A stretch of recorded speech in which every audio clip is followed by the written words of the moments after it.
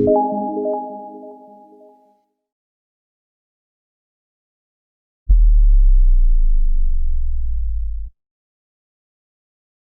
relação aos homens, apesar do homem não referir com tanta frequência dificuldades ao nível do desejo, elas também existem, não é? E muitas das vezes têm a ver, seja com a medicação, seja também com o desconforto que os homens sentem e com a dor, não é? Com que muitas das vezes têm dificuldade em lidar. Claro que para o homem não é tão fácil assumir e dizer à parceira: olha, eu não tenho desejo, ou tenho dificuldade em ter desejo, como uma mulher, não é? Porque, mais uma vez, também se espera que os homens estejam sempre prontos e que tenham botões mágicos para os pôr a funcionar. E isso também condena muito os homens na prática sexual, porque não existem botões, nem nos homens nem nas mulheres.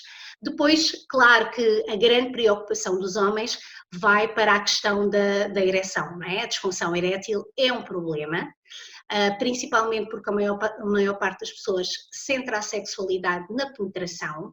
Então, para a penetração é muito importante que exista uma ereção prolongada, depois prolongada porque também com o objetivo de dar mais prazer à parceira, se estivermos a falar aqui numa relação heterossexual, porque as mulheres também demoram muito mais tempo, então o homem quer ter uma ereção prolongada também para ser mais potenciadora de prazer.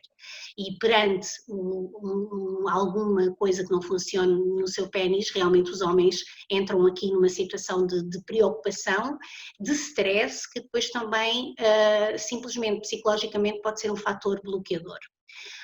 A disfunção erétil é uma coisa que é prevalente. Hoje em dia já existem, através da especialidade de urologia, soluções para melhorar a falta de ereção, não é? Seja através da medicação oral, seja através da injeção. Portanto, deve ser sempre feita uma avaliação com o urologista.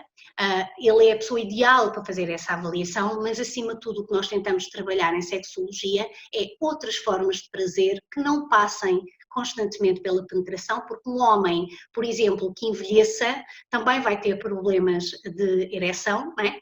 E vai ter que, se quiser continuar a ter uma intimidade gratificante, vai ter que se arranjar de outra forma. Portanto, é muito importante não nos centrarmos nesta questão da penetração e da ereção.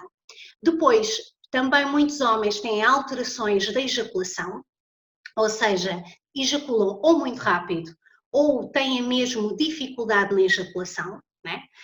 E isso também é um problema, principalmente naqueles homens que querem demorar muito tempo e que depois não conseguem, que acabam por ejacular muito rápido, e para isso também existem algumas coisas que se podem fazer, desde a medicação, também prescrita pelo urologista, à parte da utilização de alguns produtos que estão no mercado e que também podem ajudar, e eu já vou falar um bocadinho desses produtos. A dificuldade em atingir o orgasmo é também uma dificuldade e muitas das vezes ela surge como consequência de algum tipo de medicação que é feita. Portanto, a dificuldade em ter aquela explosão final ou a mudança dessa sensação também é prevalente, ou seja, os homens dizerem que o orgasmo já não é tão explosivo ou que já não é tão intenso. Normalmente estas alterações também acontecem com a mudança da idade, com o envelhecimento, mas também por conta de algum tipo de fármacos pode haver uma percepção diferente desse momento, ou seja, pode haver uma alteração de sentir o orgasmo. Em relação a nós, mulheres, a maior parte das mulheres fala de dor na relação sexual, que é uma coisa muito comum até para as mulheres que não são portadoras de nenhuma patologia. O que é que acontece com algum tipo de medicação que as mulheres fazem? Inibe a excitação. Quando inibe a excitação, as mulheres deixam de lubrificar, não é? Às vezes existem mulheres que estão excitadas e não lubrificam. E é muito importante também dizermos isto. Às vezes os homens dizem assim, as mulheres dizem assim, mas eu estou excitada. E eles dizem, não, então mas estás tão seca. O facto da mulher estar seca não significa que ela não esteja excitada, ok? É muito importante também falarmos sobre isto. Mas algum tipo de medicação, por exemplo, as mulheres que estão medicadas com antidepressivos, normalmente reportam dificuldade em conseguir lubrificar. E se eu não lubrifico, se a minha vagina não liberta aquele líquido que se tem a principal função de facilitar a penetração, o que é que vai acontecer? Eu vou sentir dor.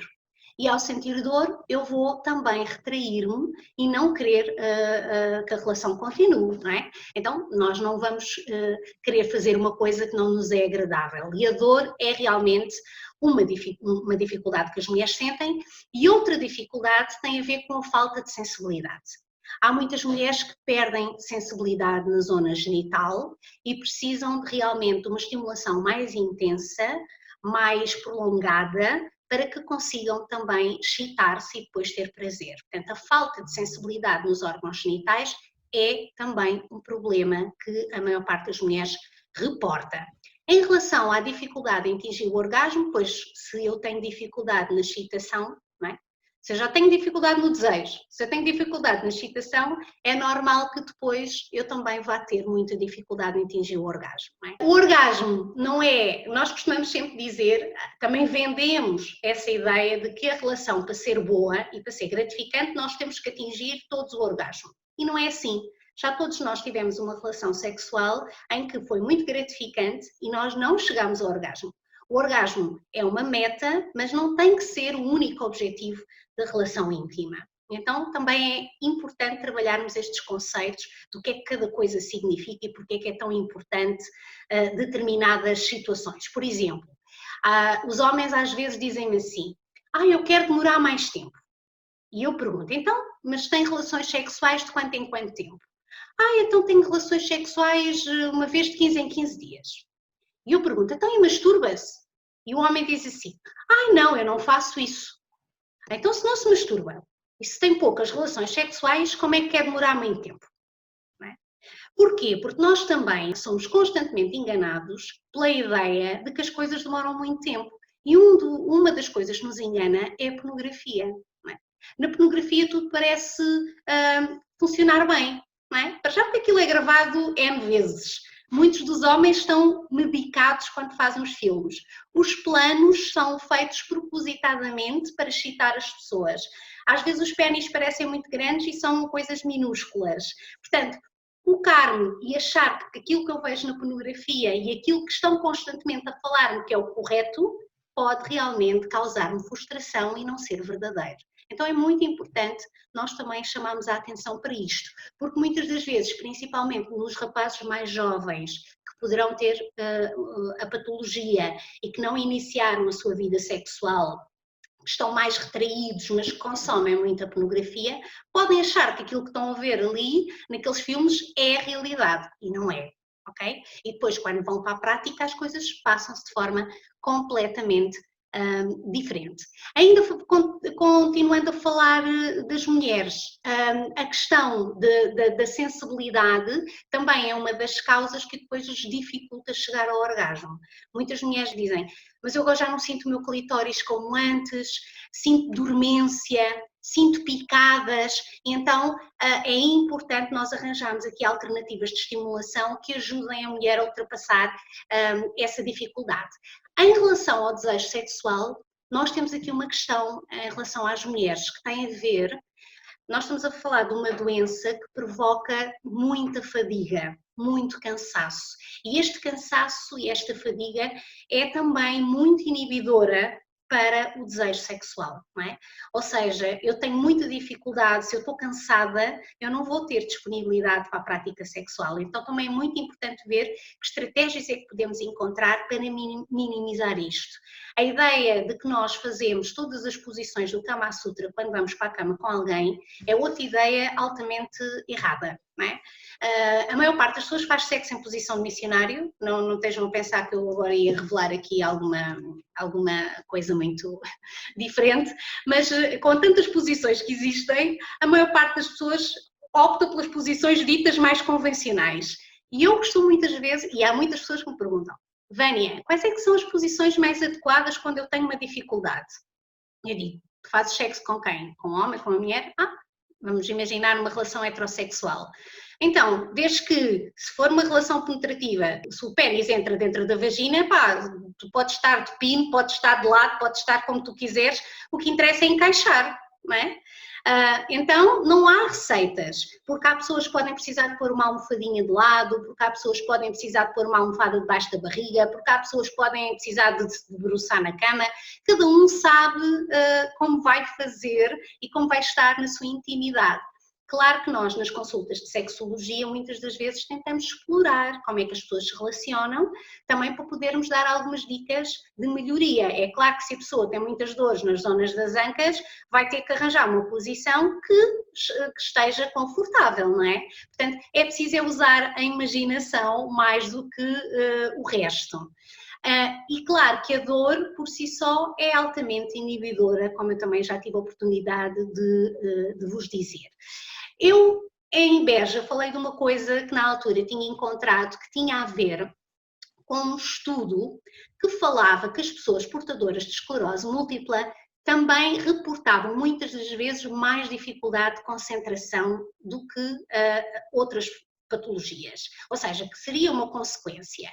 E isso também tem uma forte ligação à sexualidade, porque eu para ter prazer, eu para ter excitação, eu vou precisar também de fantasiar, eu vou precisar de me concentrar no meu estímulo. Se eu não tiver uma capacidade de concentração e de estar ali naquele momento, que é uma dificuldade que muitas mulheres têm, não precisam ter esclerose múltipla. As mulheres estão na cama e estão a pensar na roupa que está para lavar e no jantar que vão fazer e nas contas bancárias. Pronto, nós temos realmente uma dificuldade em estar no aqui e no agora.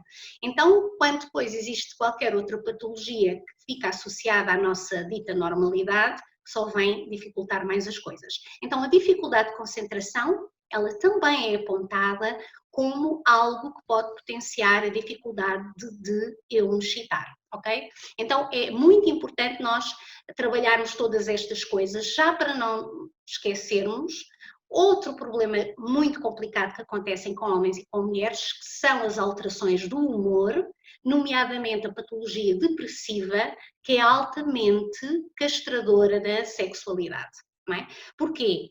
Em primeiro lugar, porque o nosso humor não está bem. Em segundo lugar, porque a medicação que é feita normalmente para tratar a depressão é muito castradora na resposta sexual, tanto do homem como da mulher. Então, prevenir a depressão, se eu quero melhorar a minha intimidade e a minha sexualidade, prevenir a depressão e as alterações do humor é extremamente importante. Porque é importante que eu não tenha necessidade de vir a recorrer a este tipo de fármacos que depois podem mudar tanto a minha sexualidade, ok? E trazer depois também consequências.